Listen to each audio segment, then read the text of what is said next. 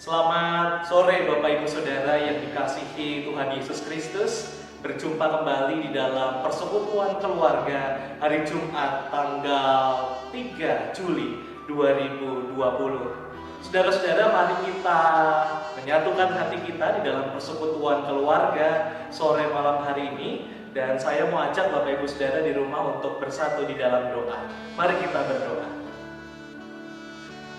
Bapa Sorgawi, kami sungguh mengucap syukur untuk hari yang telah dijadikan Tuhan bagi setiap kami.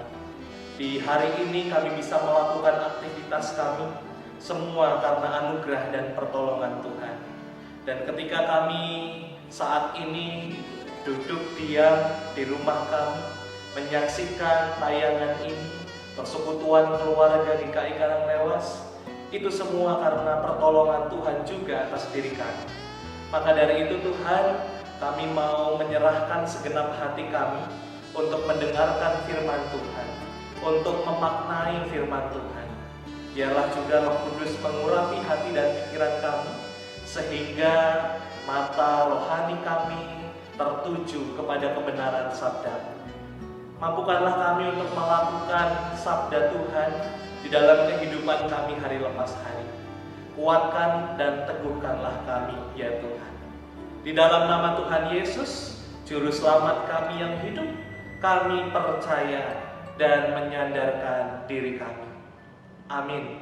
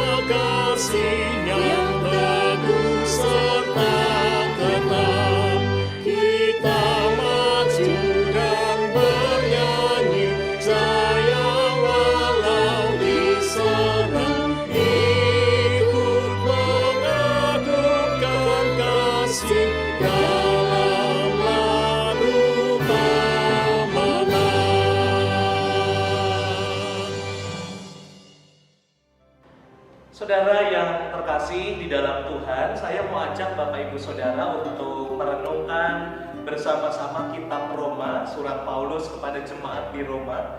Roma pasal 7 ayat 15 sampai 25. Roma pasal yang ke-7 ayat yang ke-15 sampai 25. Kalau Bapak Ibu Saudara ada Alkitab di sebelahnya, di sekitarnya, maupun lewat ponsel Bapak Ibu Saudara, mari kita baca bersama-sama, saudara-saudara. Roma pasal 7 ayat 15 sampai 25. Sebab apa yang aku perbuat, aku tidak tahu, karena bukan apa yang aku kehendaki yang aku perbuat, tetapi apa yang aku benci, itulah yang aku perbuat. Jadi jika aku perbuat apa yang tidak aku kehendaki, aku menyetujui bahwa hukum Taurat itu baik. Kalau demikian, bukan aku lagi yang memperbuatnya, tetapi dosa yang ada di dalam aku. Sebab aku tahu bahwa di dalam aku, yaitu di dalam aku sebagai manusia, tidak ada sesuatu yang baik. Sebab kehendak memang ada di dalam aku, tetapi bukan hal berbuat apa yang baik. Sebab bukan apa yang aku kehendaki, yaitu yang baik, yang aku perbuat, melainkan apa yang tidak aku kehendaki, yaitu yang jahat, yang aku perbuat. Jadi jika aku berbuat apa yang tidak aku kehendaki, maka bukan lagi aku yang memperbuatnya, tetapi dosa yang diam di dalam aku. Demikianlah aku dapati hukum ini. Jika aku menghendaki berbuat apa yang baik, yang jahat itu ada padaku. Sebab di dalam batinku aku suka akan hukum Allah, tetapi di dalam anggota-anggota tubuhku aku melihat hukum lain yang berjuang melawan hukum akal budiku dan membuat aku menjadi tawanan hukum dosa yang ada di dalam anggota-anggota tubuhku. Aku manusia celaka. Siapakah yang akan melepaskan aku dari tubuh maut ini? Syukur kepada Allah oleh Yesus Kristus Tuhan kita. Saudaraku, sedemikian jauh pembacaan kita pada sore malam hari ini. Yang berbahagia ialah mereka yang tidak hanya membaca, tetapi juga merenungkan dan melakukan firman-Nya di dalam kehidupan hari lepas hari. Dikisahkan suatu hari, saudaraku, ada seekor serigala yang begitu lapar. Lalu ia melewati pohon anggur yang buahnya begitu menarik dan ranum. Serigala itu begitu berhasrat untuk mengambil dan menikmati buah anggur yang ranum itu. Namun berkali-kali ia coba meraih anggur itu, akan tetapi ia tidak dapat menjangkaunya sama sekali. Sekali lagi ia mencoba berusaha memetik buah anggur itu, tetapi selalu saja gagal. Saudara-saudara, untuk menutupi kekecewaannya, ia memutuskan untuk pergi dan menganggap bahwa buah anggur yang ada di pohon itu pastilah anggur yang masam dan tidak enak rasanya. Apa yang ada di dalam benak serigala adalah mendapatkan buah anggur. Namun, saudaraku, ketika dirinya gagal meraih dan mendapatkan buah anggur, ia justru menyalahkan anggur itu sendiri. Paling-paling anggur itu tidak enak. Paling-paling anggur itu asam. Saudaraku yang terkasih, ilustrasi ini ingin mengatakan kepada kita bahwa terkadang apa yang menjadi pemahaman kita berbeda dengan perbuatan yang kita lakukan. Contoh, saudaraku, waktu-waktu ini bersepeda menjadi tren berolahraga masyarakat kita. Saat bersepeda, kita tahu lampu lalu lintas sedang menyala merah. Itu tandanya kita harus berhenti, stop. Memberikan kesempatan kepada para pengguna kendaraan yang lain untuk melintas. Namun, fakta di lapangan terkadang berbeda, saudara-saudara, dengan apa yang kita sudah pahami sejak lama. Kita memilih untuk terus mengayuh sepeda dan menerobos lampu merah karena kita menganggap kita tidak sendiri. Ada banyak orang-orang yang juga menerobos lampu lalu lintas. Saya melihat orang lain dengan sepedanya juga menerobos lampu merah. Dan itu menjadi hal yang lazim dan kita lakukan.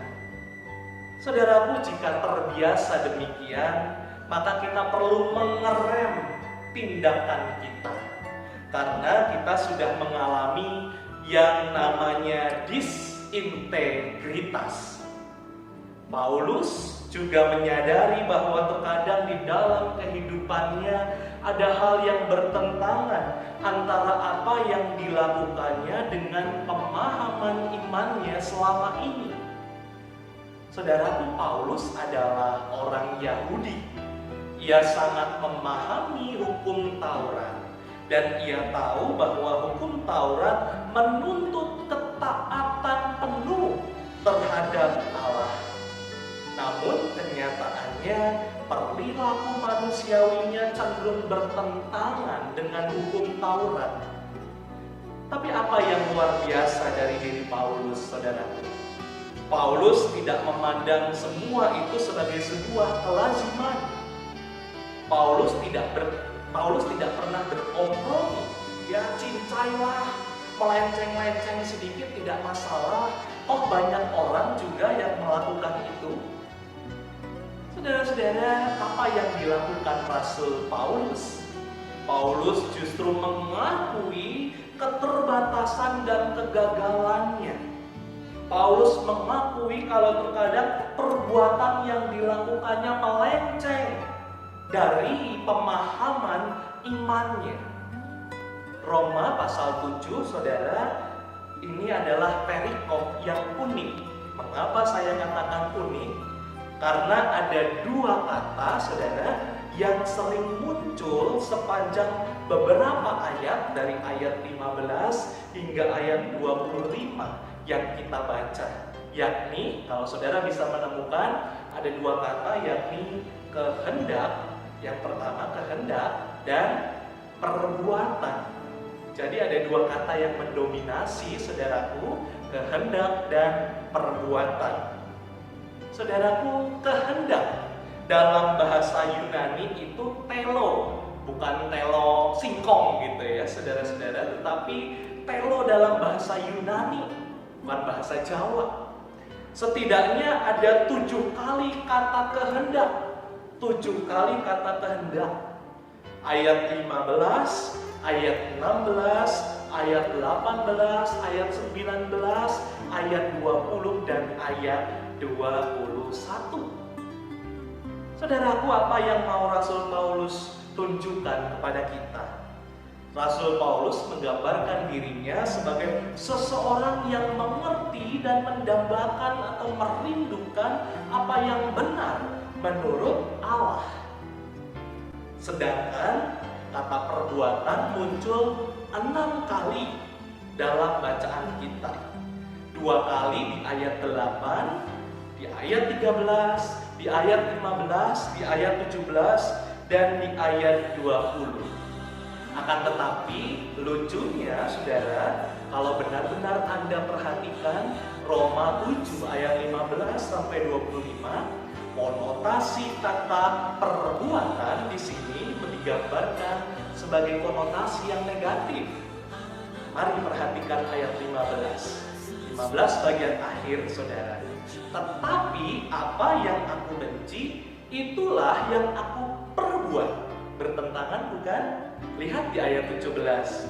Tetapi dosa yang ada di dalam aku. Ayat 18 bagian akhir. Sebab kehendak memang ada di dalam aku, tetapi bukan hal berbuat apa yang baik. Di ayat 19, yaitu yang jahat yang aku perbuat. Di ayat 21, saudara, jika aku menghendaki berbuat apa yang baik, yang jahat itu ada padaku. Di ayat 24, aku manusia celaka. Di ayat 26, saudara, tubuh insaniku, aku melayani hukum dosa. Saudara, dari serangkaian kata yang unik dan menarik itu, apa yang mau dikatakan Rasul Paulus?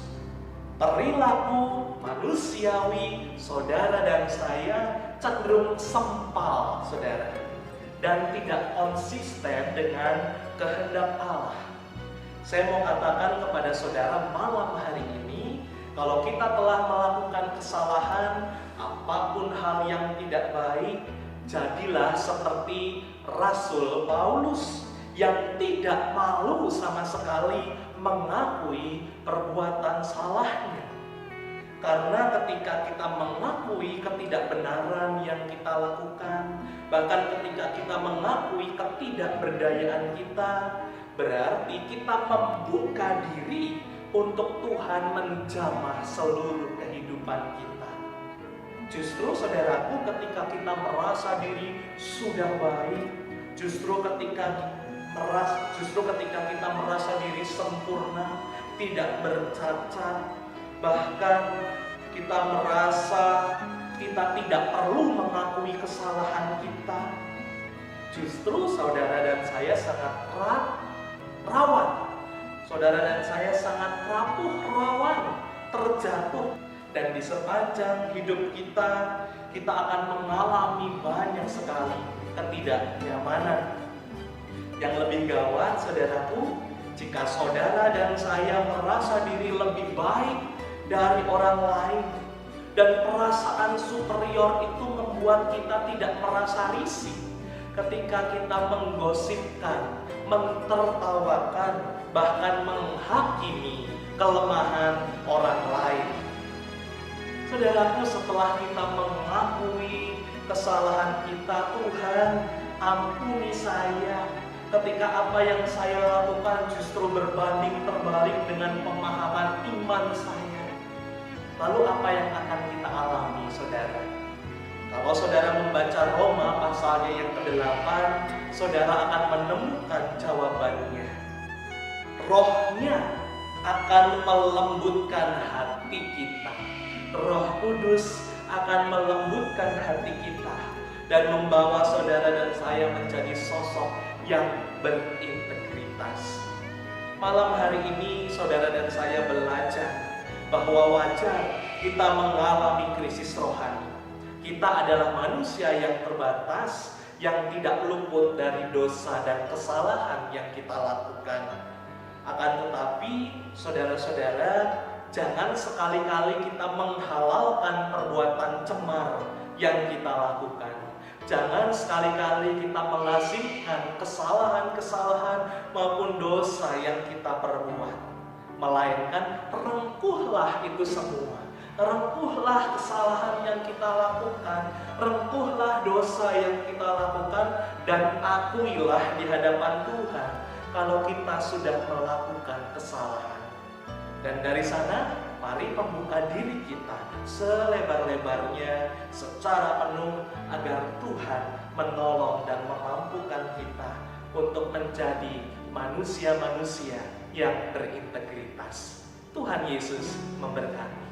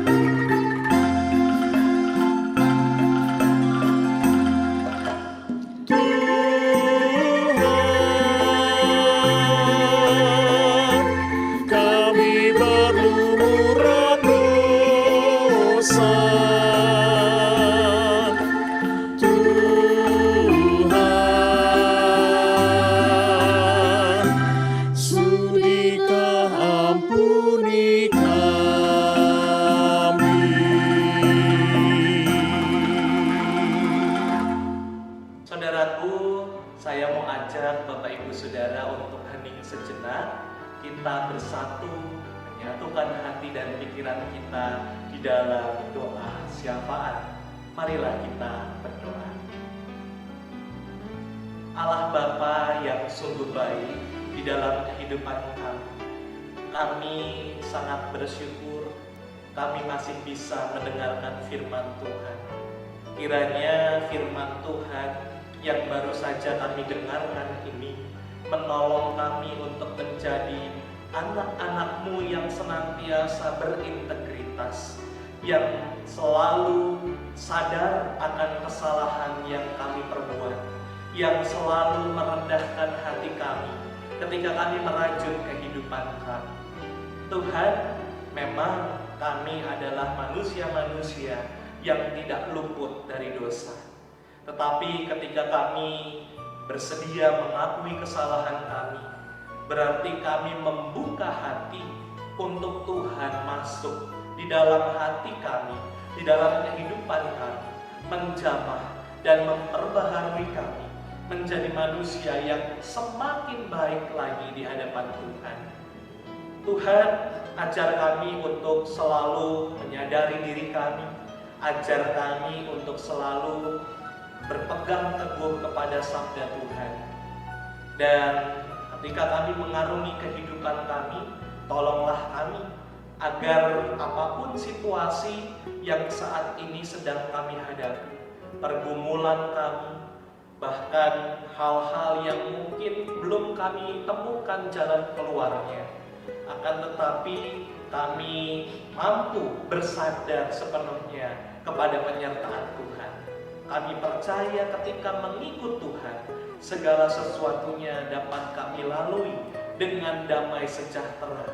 Dan kami percaya juga Tuhan memberikan banyak hal yang lebih indah, jauh melebihi pikiran kami. Tuhan, kami juga berdoa untuk GKI Karanglewas yang terus hadir di tengah-tengah kami di dalam kegiatan gerejawi online. Tuhan juga memberkati.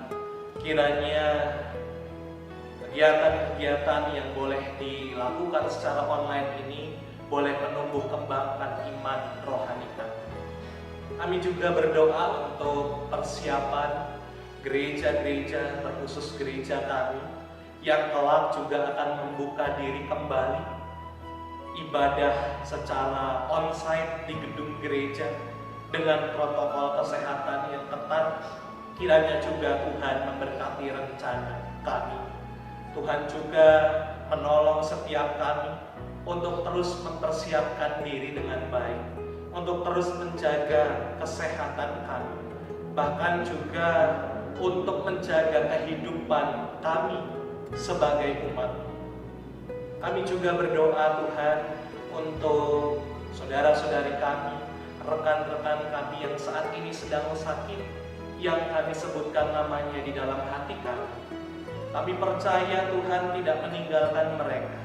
Justru Tuhan ada di dalam hati mereka, memberikan kekuatan, memberikan kesukacitaan, sekalipun mereka sedang mengalami pergumulan rasa sakit. Tolonglah mereka Tuhan agar supaya mereka terus boleh menyadarkan dirinya kepada Tuhan. Tuhan, kami juga berdoa untuk setiap pergumulan kami saat ini.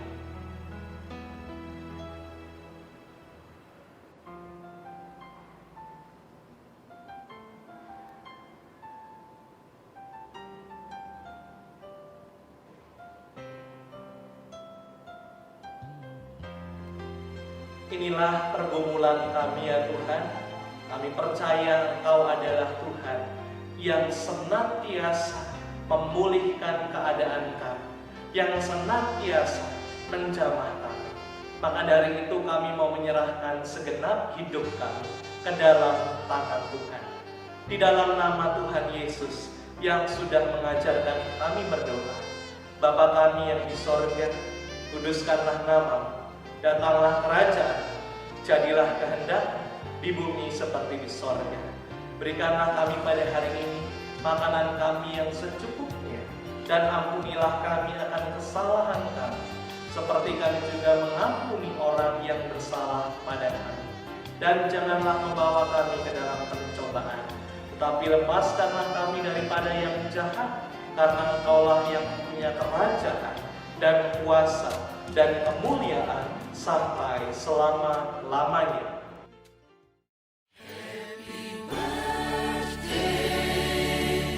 Happy birthday.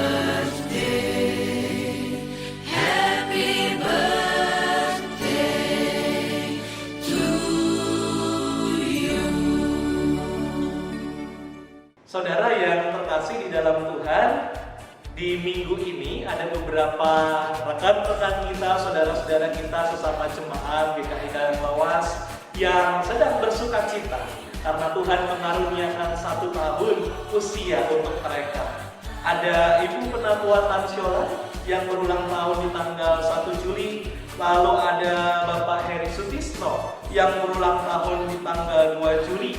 Ada juga Bapak Nikodemus Yulianto yang berulang tahun di tanggal 3 Juli. Demikian saudara-saudara yang berulang tahun di minggu ini. Dan saudara-saudara, mari kita doakan Ibu Penatua Tansiolan, Bapak Heri Sutisno, Bapak Nikodemus Yulianto, dan juga saudara-saudara lainnya yang Anda kenal, yang Anda sebutkan namanya di dalam hati saat ini yang berulang tahun di minggu ini. Mari kita berdoa. Bapak Surgawi, kami bersyukur untuk 1 tahun usia yang Tuhan sudah anugerahkan kepada kekasih kami Ibu Penatua Tansiola, kepada yang kami kasihi Bapak Heri Sutisno, juga kepada Bapak Nikodemus Duyanto, juga saudara-saudari kami yang saat ini kami sebutkan namanya di dalam hati kami, yang sedang berulang tahun di minggu ini. Tuhan kiranya juga memberkati kehidupan mereka. 1 tahun yang Tuhan karuniakan kepada mereka adalah waktu mereka untuk semakin bersyukur di hadirat Tuhan, semakin merasakan sukacita, semakin merasakan kekuatan dari Tuhan. Tuhan memberikan kesehatan, Tuhan memberikan ungkapan rasa syukur kepada mereka, sehingga juga mereka boleh terus semangat menjalani hari-harinya dengan penyertaan Tuhan. Kiranya juga Tuhan memberkati setiap keluarga mereka, Tuhan jamah dan Tuhan lindungi, Tuhan memberikan juga penyertaan di dalam setiap karya, usaha dan pelayanan mereka. Inilah kami Tuhan, di dalam nama Tuhan Yesus, Juru Selamat kami yang hidup, kami percaya. Saudaraku, persekutuan keluarga Jumat tanggal 3 Juli 2020 telah selesai. Namun biarlah kasih penyertaan Tuhan, damai sejahteranya senantiasa menaungi kehidupan ibu bapak saudara di rumah masing-masing. Kiranya juga sehat selalu bagi bapak ibu saudara, dan juga terus jaga kesehatan di waktu-waktu ini. Dan sampai jumpa di dalam persekutuan keluarga minggu yang akan datang. Tuhan Yesus memberkati. Amin.